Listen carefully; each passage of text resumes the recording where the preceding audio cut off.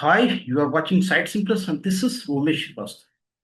Please do subscribe the channel for the HR news, for HR updates, and conversation with the top-notch CHRs, thought leaders, and business heads.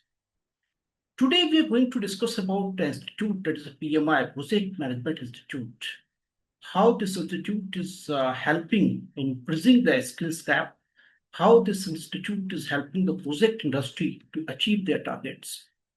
And joining us, Mr. Amit Goyal is the Managing Director of PMI for South Asia region. Amitji, welcome to SightsIn Plus. Thank you, Romesh. It's a pleasure to be here. Amitji, I was going through your LinkedIn profile and I saw hardly around 16 years of experience holding this position. I think that is a great as a managing director for the company, and you inspire a lot of Genjis. So, how did you make it? It's not easy. I think passion is the key. I'm very determined, and this is something they say when passion and skills combine together, expect a masterpiece. So I think my intrinsic motivation towards edtech and doing something in the upscaling space that has always kept me going. So that is passion, that is key. As for the Genjis, they are so much passionate. So I think that's why you are the role model for them. And holding kind of senior position like managing director, maybe the CEOs, that is not easy. When you are looking for the expansion, maybe you are having some new project, some milestone. So Right. your sleeps are also get disturbed. कभी आपको ऐसा सपना आया? What is the milestone? What is the deadline? Kind of when you are sleeping. Romesh, you won't believe me saying this, but I was telling this to my executive assistant 3, 4 days ago. We are hosting a major conference in Hyderabad in September, and we are looking for main speakers for the conference. And I dreamt that I'm speaking to a friend of mine who's also an executive at HCL. And I'm asking her, can you tell me whom should I invite?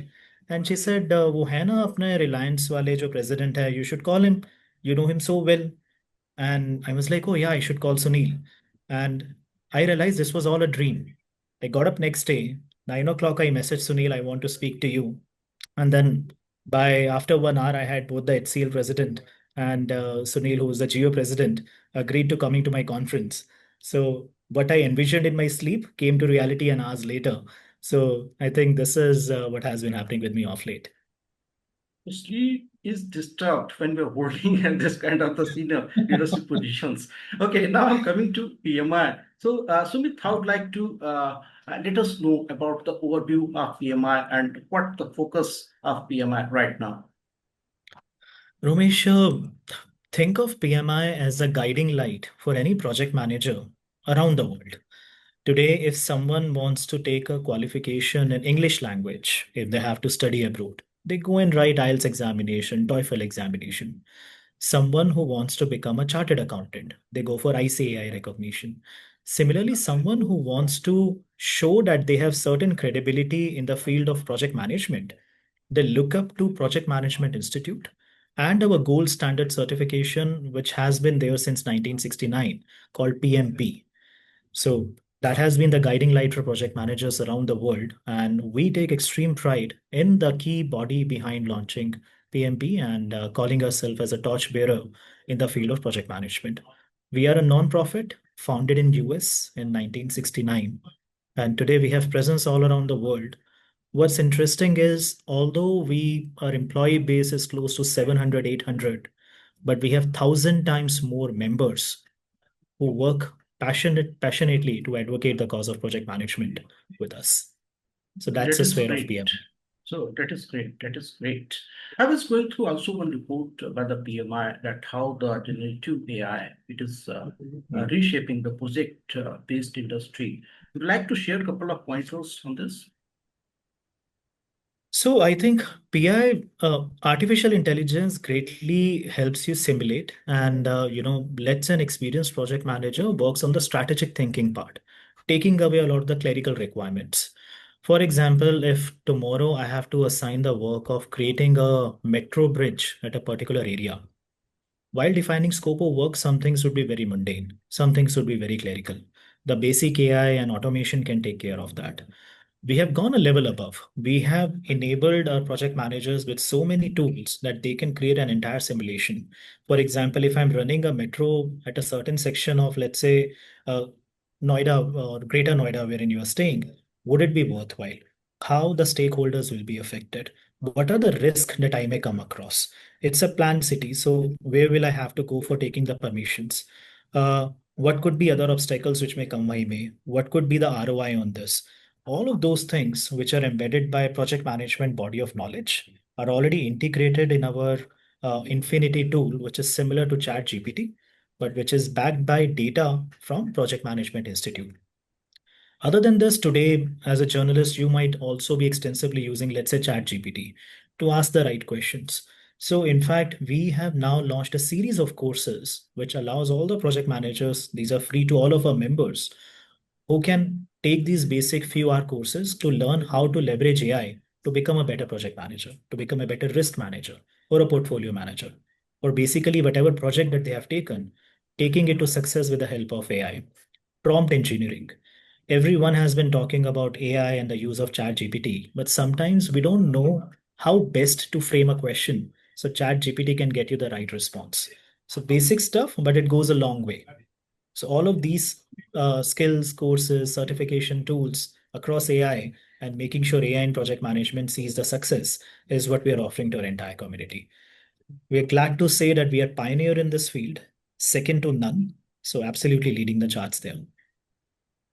Yeah, absolutely. If you look at any conference, none of the conferences without the discussion of AI and the challenges what we are facing with the adoption of this AI. So that is also with the opportunity. There are also challenges that how you make your workforce learn that how to adopt the AI. That is also challenge. And if you are And providing such kind of, yeah, please continue. sorry to disturb you there, just to add something there, to make sure that people meet a certain level of expertise, which says that, I'm qualified to use AI in my project management.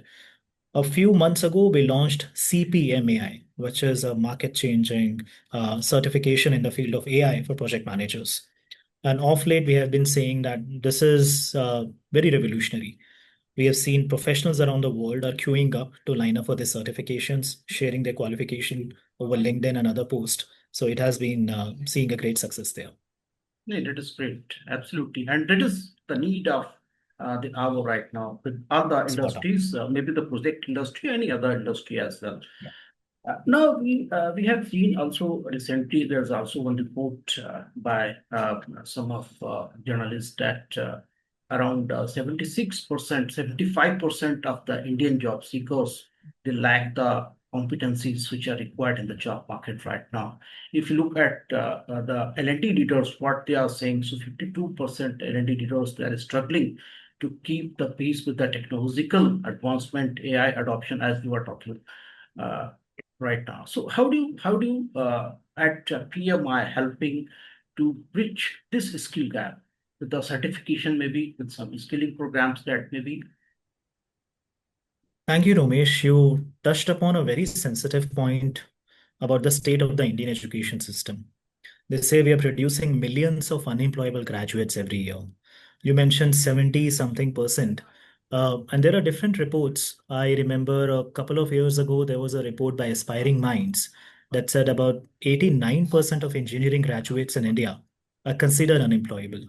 Even today, when you look at the starting salary of people who are hired by, the large IT companies, it is still about 25,000 rupees something. That too, if you're working for a very nice, shiny, reputed organization. What happens is these organizations, when they hire these individuals, they know that they don't have, even the basic skill or what it requires to move away from bench. And I think this is where upskilling and reskilling comes into picture. So organizations feel that they lack basic employability skills, basic professional acumen. Uh, so this is where organizations like PMI is working directly with universities. We are trying to integrate PMI certifications, professional certifications, e-learning courses into university's curriculum. So once a student, let's say if they're either doing their BBA, BCA, BTech, MBA, MTech, etc., we can integrate CPMAI, we can integrate CAPM, we can integrate various other AI certifications which makes them job ready. While they are on campus, they will receive academic credits because the new education policy supports taking these courses if they have an external assessment framework, which is there, in all of our certifications. So students will earn academic qualification, they will earn university credit, and once they graduate with a basic degree in ABC plus a certificate which has a global recognition provided by PMI, which significantly enhances their employability skills. Because today, you talk about any industry, any name. If I talk about, let's say, IT services, we have Microsoft, IBM, Accenture, Kyndryl. You talk about manufacturing, we have Airbus, Boeing, chemical plants, Tata Group. You talk about hospitality, you talk about aviation, any big name that you may think of, they would be using PMI certificate holders in their organization to make decisions, to make things work. In such a situation, let's say if someone from Kyndryl is hiring thousands of graduates, and if they see a PMI credential in the CV, it definitely becomes a distinguishing factor for them. So it helps them open their doors, it makes them more employable, and they know the person possesses certain professional knowledge through which they can be easily deployed onto the work skills. So this is where we are trying to bridge the entire ecosystem. What we are also doing is giving them access to certification is one thing, giving them access to jobs is another thing, but mentorship and nurturing is something which a lot of organizations can't do. Fortunately, with PMI, anyone who takes a PMI certification automatically becomes a part of a community. So if you're enrolling for a certification, you become a PMI member.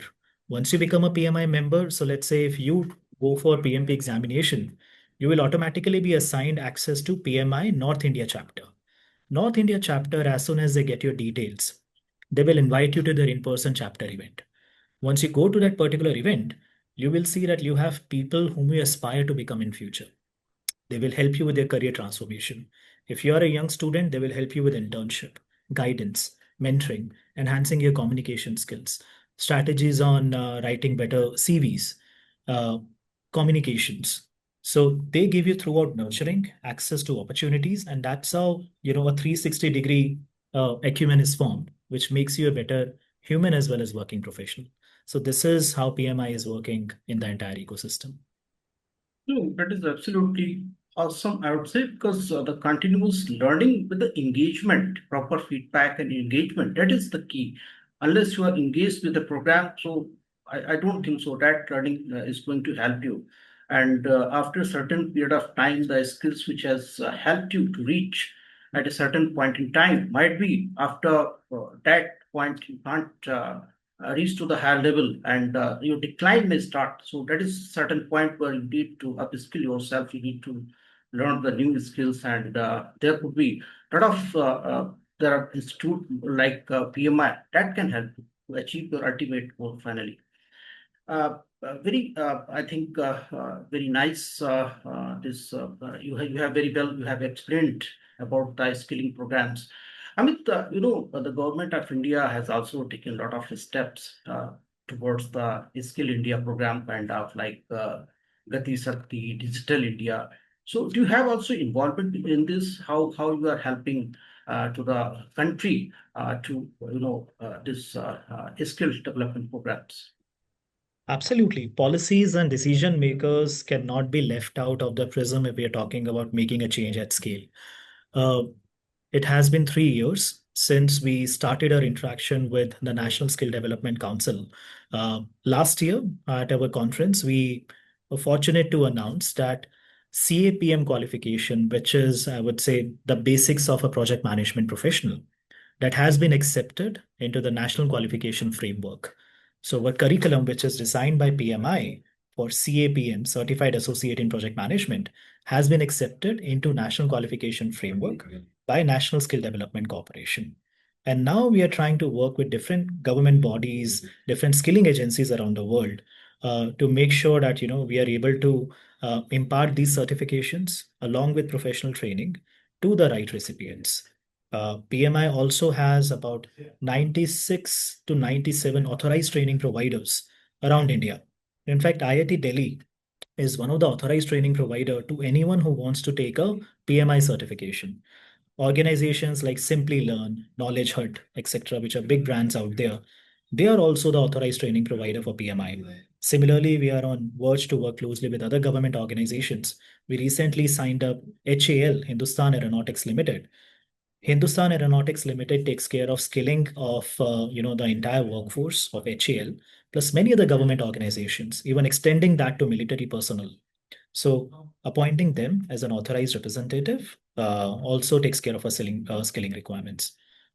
Down the line, we have plans to work with regional skilling agencies, which are powered by national skill development corporations, to appoint them as our authorized training provider and impart learning at scale in a cost-effective manner. The idea, Romesh, is, I mean, I would say one very clean intent that we have is we understand that unemployability is a major challenge in India, right? People put so much time, money, and efforts to get admission to an IIT or IIM. Now they don't go there because the campuses are nice. They know that once they reach to that institute, they have a guaranteed assurance of a fixed salary. Now, we want to make sure that, and unfortunately, 92, 93% of the students in India are not able to get admission to those A grade campuses. Government is doing a lot of work there. So, all of us stakeholders need to come there, make sure that we are giving them the right skill set, and employers are giving them the right opportunities. So, that is the whole ecosystem that we are working to bridge along with the government agencies. I think that is a great contribution how you can help to government and also the people those who are looking for the employment how we can help by the skilling and other programs. Amit, now I'm coming to the HR. So keeping this whole scenario in mind, how do you see the role of HR today, and how do you see especially if we talk about the project industry, how do you see the future, how they can get involved with the sort of skills and this kind of how they should work. Fortunately, in my career span, I have worked very extensively with the HR leaders, especially the learning and development folks of different organizations. And today, technology is changing so fast. If a company is hiring someone who was an expert in Excel, today those skills are redundant. Those skills are not to be used. They need someone who can actually work on R, Python, no code, etc. Skills are so rapidly changing. People who used to do manual coding now, they're all going for AI and related tools. Now, the onus really lies on HR. How do they make sure that their organization is skilled enough? They say hiring a fresh talent from outside is 3 times more expensive than upskilling an existing workforce. So ever since I would say, the COVID has struck and the focus has been moved towards remote learning, there has been an ever increasing focus on continuous learning and development at work. We work closely with human resources and learning leaders around the world to identify what is the skill gap in their organization. B, using artificial intelligence and different HR technologies, learning management systems, learning experience systems such as success factors, degree, cornerstone, direct integration, bespoke integrations to curate the right learning path for them.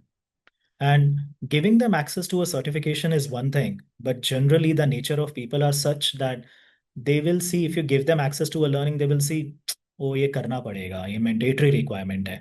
So मजा नहीं आ रहा, ये खामखा का मेरे ऊपर push करा जा रहा है. So they do not accept it wholeheartedly. So organizations, other than giving them understanding their requirement, giving them learning, they also have to reward their employees to make sure that they have completed specific learning. So we work with organizations, and many of the organizations have actually integrated continuous learning and development as a part of their annual rating mechanism. So if they have not completed specific learning modules, they will not get a promotion this year. They will not get a career hike the next year. So that is the level of 360-degree integration that we are working with the HR organizations. And technology is at the forefront of it. Yeah, absolutely. So, learning, how do you provide the learning experience as a job professional? That is the key. How you keep them engaged? How do you know that these people are get involved in this training part, learning part? So that is very important. So now we are coming to the end of this discussion. Amit, do you have anything else which is important and we did not touch here? Would you like to share something? I would say, if I talk about the status of, let's say, a working professional in India, Earlier, they used to feel that if someone is not able to go to a good institute, they are deprived of quality education. Over the last 10 years, there is no dearth of content. Today, in fact, people are bored of content. There is too much content out there. They don't really know how to scrape it out and how to go for the what is the right learning for them. And I think this is where PMI has opened their doors. We, wholeheartedly invite our members and anyone who is a current working professional in project management or aspires to find a career in project management to go ahead and take PMI certifications. It is not a tech skill anymore, but anyone, you talk about any industry, if you're a journalist, Romesh, writing a story is a project in itself. In fact, in a layman language, if something gets complicated, we say, तूने तो project बना दिया इसको, right? So in fact, that itself becomes a definition of project management. That applies in management, that applies in FMCG, that applies in IT, logistics, everywhere. So what we do is simply stick to a vision of maximizing project success to elevate our world. So if any individual would want to elevate their world, we recommend them to go ahead and upskill themselves and don't become redundant. They say the future will be only two kinds of people: one who know AI, who know how to work with AI, and those who are absolutely redundant. No, absolutely. Upskilling is only the key because a lot of companies are there. We see a lot of layoffs are going on, everything. So everything is about the skill. You have to learn the new skills. Thank you so much, Amji, for joining us and sharing your wonderful thoughts. Thank you so much. Thank you, Romesh. Always a pleasure.